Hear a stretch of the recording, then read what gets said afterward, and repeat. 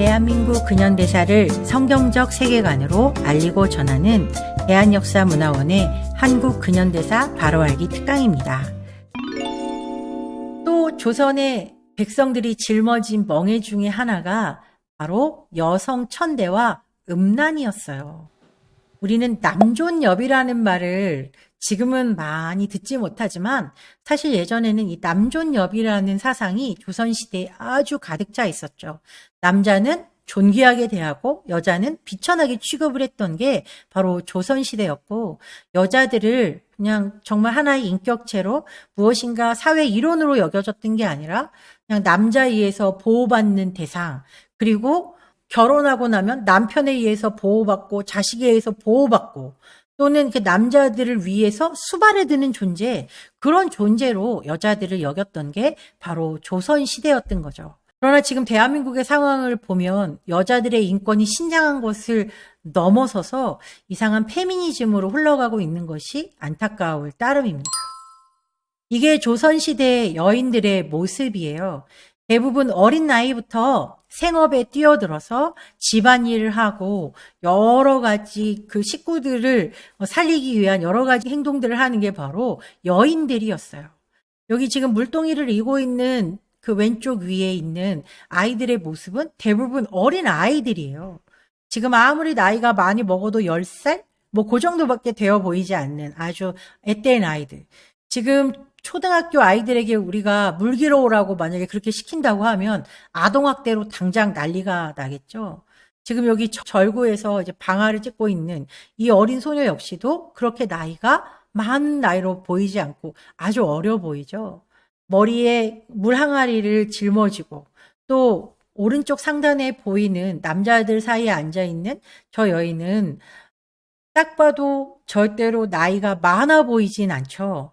뭐 일찍 결혼을 했거나 아니면 기생이거나. 이렇게 조선의 여인들은 남자들을 위한 보조수단, 놀이개 같은 역할을 했던 게 바로 조선이었고, 남자들은 뭐 웃옷을 벗고 지나다녀도 괜찮은 상황 속에 여자들은 밖으로 나아갈 때 저렇게 쓰개치마를 쓰거나 바구니를 뒤집어 쓰거나 하는 그런 것이 바로 조선이었어요. 개인의 자유를 누리지 못하는 조선 여인들의 모습이 이 사진으로 다 표현을 할 수는 없겠지만 이렇게 조선은 여자의 인권이라는 건 더더군다나 존재하지 않은 나라였다는 거죠. 조선 여인들의 이름에서 그 증거를 우리가 찾아볼 수 있는데요. 이름들이 큰년, 작은년, 끝순, 말년, 언년, 금안이, 섭섭이 그저 생각나는 대로 지어지는 이름들이었어요. 1순위, 2순위, 3순위 뭐 이제 그런 식으로 이름들이 태어나는 순서로 뭐 지어지고, 키가 크다고 그래서 큰년, 먼저 태어났다고 그래서 또 뒤에 태어났다고 그래서 작은년, 마지막이라고 그래서 끝순, 그만해라 그래서 말년, 언년, 그만, 섭섭. 정말 이들의 이름 자체만 보더라도 그들이 얼마나 하찮은 취급을 받았었는지 우리가 미루어 짐작할 수 있죠. 또 종말이 2월이, 3월이, 4월이. 2월 달에 태어나면 2월이, 3월에 태어나면 3월이. 지금 누가 자녀들의 이름을 이렇게 짓는 사람이 어디 있겠어요? 그럼 이게 조선시대의 여인들의 가치가 이 정도밖에 안 되었었다는 걸 보여주는 얘기겠죠. 서서평 선교사님으로 불리우는 셰핑 선교사님의 증언에 의하면 이렇게 기록하고 있어요. 이번 여행에서 만난 여성 500명 중 이름이 있는 사람은 10명 뿐이었다. 그나마 이름이 있는 건 조그맣과 같은 그런 뭐 섭섭이, 말년이 그런 이름을 가지고 있는 존재들은 10명밖에 되지 않는다라고 말하고 그냥 아무개 뭐 이제 그렇게 불리는 이율이 더 많았다는 거죠. 조선 여성들은 돼지 할머니, 큰년, 작은년으로 불립니다. 그들에게 이름을 지어주고 한글을 깨우쳐 주는 것이 제 가장 큰 기쁨 중 하나입니다라고 선교부에 보내는 편지에 기록하고 있어요. 그래서 실제로 예수님을 믿고 난 여인들은 이름을 얻고 나서 너무나도 행복해했다는 기록들이 많이 나와 있죠. 우리가 이 대한민국에 살고 있는, 특별히 대한민국에 살고 있는 여성들은 우리가 저 조선시대에 태어나지 않고 이 대한민국이라는 자유가 충만한 나라에 태어났다는 것에 감사할 수 있어야 될 줄로 믿습니다. 또한 조선시대에는 여자들이 드나들 수 없는 구역이라는 게 있었어요. 금여, 여자를 금한다라는 거예요. 예를 들어 사당 같은데 뭐 이런 아까 봤던 만동묘 뭐 그런 데는 절대로 여자가 들어갈 수 없어요. 그리고 뭐 도산서원 그런 데 많이 들어보셨잖아요. 그러니까 그런 곳에는 여자가 절대로 들어갈 수 없어요. 그리고 여자가 말이 많으면 어디 여자가 말이 많냐? 그리고 여자 목소리는 담장을 넘어가면 안 된다. 뭐 암탉이 울면 집안이 망한다. 그런 갖가지 이야기들로 여자들은 하나의 인격체로서 존중을 받지 못하고 그저 한 가정의 장식품처럼 여겨지거나 노동을 제공하는 정도로밖에 여자들의 인권이 사용되지 않았다는 게 바로 조선시대였다는 걸 우리가 기억해야 되는 거죠. 지금 우리가 대한민국에서는 여자들이 못 갈 데가 없잖아요. 남탕 빼놓고는 다 가잖아요. 그러니까 그런 거. 이게 정말로 중요한 우리가 누리고 있는 가치 중에 하나라는 것을 우리가 반드시 알아야 되는 거죠. 이사벨라 비숍의 증언에 의하면 이런 기록들이 있어요. 조선의 여자들은 남편들이 계속 흰옷을 고집하는 바람에 계속해서 빨래를 한다는 거예요. 냄새나는 하천에서 궁궐 후원의 우물에서 전국 방방곡곡의 모든 물웅덩이에서 아니 주택 밖 실오라기만한 개울이라도 있는 곳이라면 한국의 여인들은 빨래를 하고 있다라고 말하고 있어요. 그러면서 한국의 여자들은 빨래의 노예다라고 말하고 있어요. 여기 왼쪽에 나와 있는 그림에서도 보는 것처럼 물이 있는 곳이라면 여자들은 다 빨래를 하고 있죠. 농촌 여성들에게는 즐거움이 없다고 말할 수 있다. 그들은 고된 일을 며느리에게 전가할 때까지 꾸준히 일만 하는 존재라고 말하고 있죠. 30살에 마치 쉬운 살처럼 보이고 40살이 되면 이가 거의 빠질 정도로 엄청나게 집안에서 일을 감당했던 게 사실은 조선의 여자들이었어요. 개인적인 몸치장? 그런 건 할 수가 없었던 거죠. 사실 드라마에 나오는 몸치장을 하고 고운 한복을 차려입고 그렇게 돌아다니는 거. 일반 평민들도 막 아주 깨끗한 옷을 입고 다니는 건 그건 상당히 과장된 영상이고 실제적으로는 엄청나게 힘들고 정말 고통에 찌든 삶을 살았던 게 조선의 여인들이었다는 거예요. 마지막 줄에 보면 조선에서는 여성의 지위를 한마디로 평가하기란 정말로 어렵다. 정말로 조선의 여자 실상은 어떻게 평가를 할 수 없을 정도로 그 인격적으로 대우를 못 받고 있다는 걸 말해주고 있죠. 이게 바로 조선의 여자들이었어요. 조선의 여인들은 밖으로 나갈 때 그냥 나가지 못하고 항상 머리에 무엇을 쓰거나 여자들의 얼굴을 가리면서 다녀야 했었어요. 여기 북쪽 지방 여인들, 남쪽 지방 여인들이라고 하는데요. 북쪽 지방에서는 이렇게 바구니 같은 것을 써서 얼굴을 가렸고 남쪽 지방의 여인들은 장옷이나 쓰개치마를 입고 이렇게 얼굴을 가리고 다녔던 게 조선시대였죠. 선교사님의 기록에 의하면 조선의 남쪽 지방에서는 부인들이 길을 나설 때는 천으로 만든 쓰개를 써서 얼굴을 가리는데 북쪽 지방에서는 바구니 같은 것을 쓴다라고 말하고 있어요. 이 셔우도울 선교사님이 어렸을 때 이분은 이제 조선에서 태어나서 어머니와 함께 평양에서 그 삶을 이제 살아갔는데요. 어린 시절에 부모님이 이제 사역하시는 이제 교회로 이제 방문을 할 때 주일날 예배를 드릴 때 어른들이 예배를 드리러 들어가면 밖에 여자 성도들이 쓰고 온 그 바구니 같은 가리개가 이렇게 쭉 하고 늘어져 있는 거예요. 셔우도울 선교사님이 친구들과 함께 저 바구니 속에 숨어가지고 숨바꼭질을 하다가 어른들한테 혼이 났다는 기록이 그의 기록에 이제 써 있거든요. 그러니까 그만큼 아무리 작은 아이들이라고 해도 그 아이들이 들어가서 숨을 수 있을 정도의 크기의 바구니를 여자들이 길을 나설 때마다 항상 쓰고 다녔어야 됐다는 거예요. 조선의 여자들은 이렇게 남자들 때문에 계속 힘든 삶을 살고 있었던 거죠. 뿐만 아니라 조선에서는 정말 어처구니 없는 일들이 엄청나게 많이 일어났어요. 먼저 왼쪽에 있는 사진부터 저희가 설명을 해보자면 특별히 신분이 낮은 여인들일수록 그들의 삶은 사람의 취급을 받지 못했었거든요.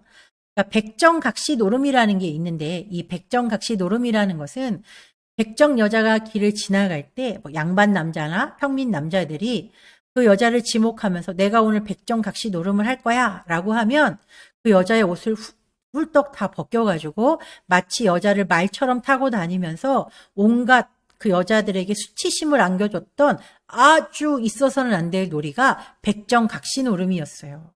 이렇게 백정이라는 신분을 가지고 있는 사람들은 사람이 아니라 짐승과 같은 대우를 받았던 게 그 조선의 모습이었다는 거죠. 특별히 여자들은 더 심각한 아픔을 겪을 수밖에 없는 거예요.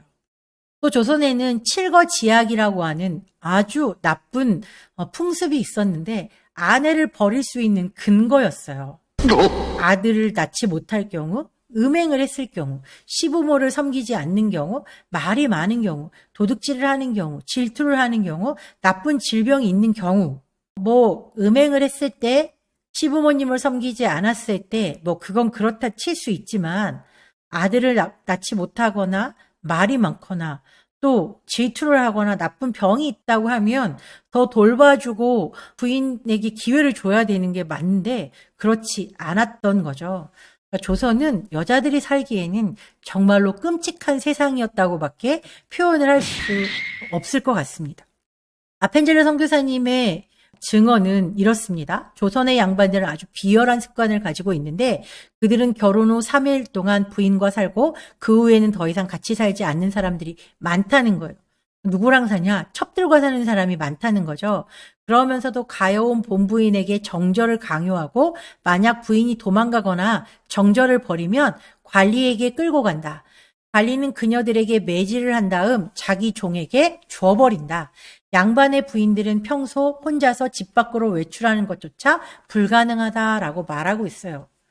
물론 우리가 음행을 저지르는 것은 아주 있을 수 없는 일이긴 하지만 그러나 남자들은 모든 것을 자기 마음대로 그렇게 하면서 여자들에게만 그 어떤 자유도 허용하지 않았던 게 바로 조선시대였던 거죠.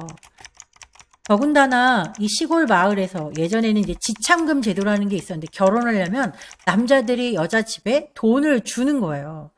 그러니까 마치 여자들을 돈 주고 사오는 것 같은 그런 느낌도 이제 있는 거죠.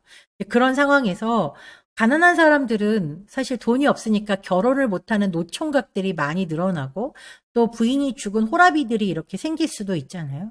그러니까 돈이 없으니까 누군가를 데리고 오는 그런 상황들은 꿈을 못 꾸는 상태에서 누군가 그 동네에서 과부들이 생길 때를 기다리는 거예요. 그랬다가 그 여인들을 보쌈해 오는 그런 상황들이 있는 거죠. 여자의 의견과는 아무런 상관이 없이 그저 남자들이 여자를 도둑질해 가면 그대로 살아야 하는 그런 상황들. 그게 바로 조선 여인들의 가련한 상황들이었어요. 이 사진은 무슬림인 비비 아이샤라고 하는 여인의 사진인데요. 그녀가 아프가니스탄에 살면서 12살에 결혼을 하게 돼요. 18살 때 남편의 학대에 더 이상 견딜 수 없어 도망을 치다가 붙잡혀서 직결 심판을 받고 그의 코가 잘려나간 모습이에요. 지금 봐도 얼마나 참혹한 모습인가요? 이런 일을 보면 우리는 저렇게 미개한 나라가 어떻게 있을 수 있을까? 이런 나라가 이 지구상에 있다는 게 정말 너무나도 안타깝다. 우리는 그렇게 생각하잖아요. 그러나 불과 100년 전 조선에서도 이런 일은 일어나고 있었다는 거예요. 로버트 부스 선교사님의 고백에 의하면 여인들은 남편에 의해 코가 잘리고 발에 화상을 입고 빈사 상태로 구타를 당한 사람들이 많았다라고 이렇게 표현하고 있고 서재필 선생도 이 세상에서 제일 불쌍한 인생 중에 하나가 조선 여자들이었다라고 이제 말을 하고 있죠. 이 사진은 보구여관이라고 하는 우리나라 첫 간호학교의 졸업사진인데요. 오른쪽에 있는 김마르다라는 분의 얼굴을 자세히 한번 살펴보면 그녀의 코가 조금 이상하다는 것을 발견할 수 있어요. 마치 아까 비비 아이샤처럼 남편에 의해서 코가 잘려나간 거죠. 조선시대에도 남편들이 자기의 화를 참지 못해서 다리미로 여자들의 얼굴에 상처를 입힌다든지 그 다림질하는 인두로 여자들을 학대한다든지 그렇게 코를 잘라버린다든지 하는 아주 악한 행태들이 엄청나게 많았다고 합니다. 이게 불과 100여 년 전 우리들의 모습인 거예요. 이렇게 조선의 여성들 또 많은 사람들은 자신들의 인권이라는 것은 누리지도 못한 채로 이렇게 비참한 종의 멍에를 메고 하루하루를 살아가게 됐던 거죠. 또한 조선 백성들이 짊어지고 있던 이 모든 멍에들의 근본이 될 수 있는 것이 바로 미신과 제사, 우상숭배였습니다. 마을 곳곳마다 선앙당, 성황당, 또 이렇게 장승들을 만들어 놓고 또 저렇게 사당을 만들어서 문중 사람들이 가서 제사를 하고 뭐 이제 그런 거, 또 무당 구슬하는 그런 일들이 사실은 비일비재했던 게 조선시대였어요. 제사도 얼마나 많은지 가족들이 지내는 제사, 문중의 제사뿐만 아니라 왕이 주관하는 종묘 제례까지 어마어마한 이런 제사와 미신의 풍습들이 조선을 꽉 잡고 있었죠. 우리가 조선의 양반들이 가지고 있었던 생각 중에 관혼상제라는 것, 우리가 그런 허례어식들과 더불어서 이 중국의 유교를 숭배하는 그런 사상들이 같이 합쳐져서 이런 제사의 문화나 우상숭배 문화가 아주 조선에 들끓고 있었던 게 이 조선 시대였던 거예요. 더군다나 고종이라는 사람은 이모군란 당시에 민비가 도망을 갔다가 궁으로 다시 돌아올 것을 점쳐준 무당에게 진령군이라는 군호까지 내려주면서 이 여인을 위해서 이렇게 북묘라는 집까지 내주었던 게 조선의 임금이었어요. 무당한테 물어보고 정치를 하는 임금. 이게 바로 조선시대였던 거죠. 뿐만 아니라 아이가 아프면 의원한테 보여줘야 되는데 메티노블 선교사님의 그 기록에 보면 계속 옆집에서 밤 늦게까지 징치고 북치는 소리가 울려 퍼져서 그 이유를 물어봤더니 아이가 병에 걸려서 위독해가지고 병마를 쫓으려고 무당들을 불렀다라고 하는 그런 기록들이 나와 있어요. 조선시대에는 사실 이 구탈 비용이면 아이들을 병원에 데리고 가는 게 맞는 상황이었겠지만 이런 일들이 조선은 비일비재하게 일어났던 거죠. 성경은 우리에게 이렇게 말하고 있어요. 사람마다 우준하고 무식하도다. 금장색마다 자기의 만든 신상으로 인하여 수치를 당하나니 이는 부어 만든 우상은 거짓이요 그 속에 생기가 없음이라. 그것들은 헛것이요 망령되이 만든 것인즉 징벌하시는 때에 멸망할 것이다. 밑에 있는 것은 똑같은 내용을 이제 우리말 성경으로 좀 쉽게 이제 보도록 해놓은 건데요. 우상들은 헛것이라는 거죠. 아무리 그들에게 절해봤자 아무도 그들은 우리를 도와줄 수 없다는 걸 성경은 우리에게 말해주고 있어요. 이렇게 하나님이 아닌 우상을 섬기는 나라. 그래서 가난과 질병 속에서 날마다 죽어가는 나라. 무능한 왕 때문에 백성들은 종의 멍에를 지고 신분제도 때문에 더 그 무게가 가해진 나라. 이게 바로 조선이었습니다. 이런 조선에 이렇게 모든 것이 괴로움 속에 있는 이런 조선에 하나님께서는 계획을 가지고 계셨어요. 더 이상은 이 민족을 이렇게 두지 않으리라. 마치 하나님께서 이스라엘 백성이 애굽에 종살이할 때 그들의 울부짖는 소리, 그들의 기도 소리를 들으시고 모세라는 사람을 세우셔서 애굽을 탈출하게 하셔서 가나안 땅에 들어가게 하신 것처럼 하나님께서는 이 어둠의 땅, 이 죽음의 땅에 자유의 빛을 주시는 복음을 선물하기로 작정을 하셨던 거예요. 마태복음 4장 16절에 기록된 대로 흑암에 앉은 백성이 큰 빛을 보았고 사망의 땅과 그늘에 앉은 자들에게 빛이 비추었도다 라고 말하고 있죠. 하나님께서는 그 복음의 빛을 우리에게 주시기 위해서 이런 선교사들을 보내기로 작정하셨죠. 귀출라프, 토마스, 여기에 나와 있는 선교사님들 뿐만 아니라 정말 많은 선교사들이 이 조선의 자유를 잃어버린 백성들에게 자유의 빛이 되는 복음을 전해주기 위해서 복음을 들고 순종하여 이 땅 가운데 오게 되는 것이죠. 누가복음 4장 18절부터 이제 19절 말씀을 잠깐 읽어보겠습니다. 주의 영이 내게 내리셨다. 이는 하나님께서 내게 기름을 부으셔서 가난한 자들에게 복음을 전파하도록 하기 위해서다. 하나님께서는 포로된 자들에게 자유를, 못 보는 사람들에게 다시 볼 수 있음을, 억눌린 사람들에게 해방을 선포하기 위해 나를 보내셨다. 주의 은혜의 해를 선포하도록 하기 위함이다. 예수님의 이 고백은 선교사님들에게 이어지고, 선교사들은 억눌린 조선의 백성들을 구원하는 일에 기꺼이 순종해서 이 자유를 선포하기 위해서 조선 땅으로 오게 된 거예요. 하나님께서 우리에게 주고 싶은 이 복음의 핵심은 바로 자유입니다.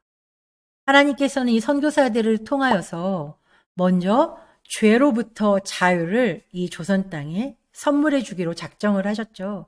그리고 그들이 가지고 온 여러 가지 병원이나 교육이나 이 기독교 세계관을 바탕으로 한 여러 좋은 장점들을 다 활용해서 우리를 누르고 있었던 질병과 학대와 문맹과 가난으로부터 우리를 자유케 하시려고 저 선교사들을 우리 가운데 보내주시기로 계획하신 거예요. 우리가 다음 시간에는 그 선교사님들을 통해서 이 조선 땅 가운데 어떤 놀라운 자유가 선물되어졌는지 그것을 나누어 보도록 하겠습니다. 오늘 우리가 배웠던 내용을 잠깐 정리해 보도록 하겠습니다. 조선 백성에게 쓰여졌던 종의 멍에 어떤 멍에들이 있었을까요? 왕정제도, 신분제도, 또 여성천대, 우상숭배, 또 가난과 질병, 이런 많은 종의 멍에가 조선 백성에게 씌워져 있었죠. 그런데 놀랍게도 그로부터 100여 년이라는 시간이 지난 지금 우리는 놀라운 특권을 누리고 살고 있죠. 바로 국민 주권, 개인의 자유와 또 기회의 평등을 우리는 선물 받았고, 이 법치라는 것으로 이 모든 혼란을 잘 정리해 가면서 우리에게 이 놀라운 자유가 선물되어진 것이죠.